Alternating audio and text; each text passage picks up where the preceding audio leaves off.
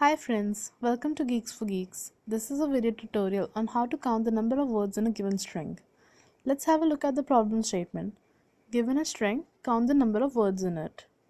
The words are separated by following characters: space or new line or tab or a combination of these. There can be many possible solutions to this problem. Following is a simple and interesting solution.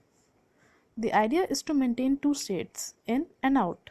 The state out indicates that a separator is seen, and state in indicates that a word character is seen. We increment the word count when the previous state is out and the next character is a word character.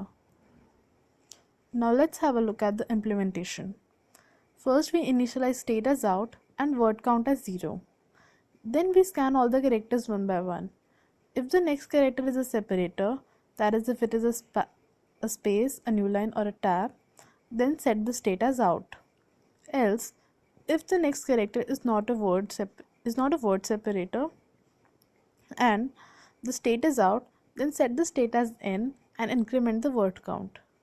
Finally, we will return the value of word count. The time complexity of the solution is order n, as there is a single loop in it. Thank you for watching. Please leave us your likes and comments.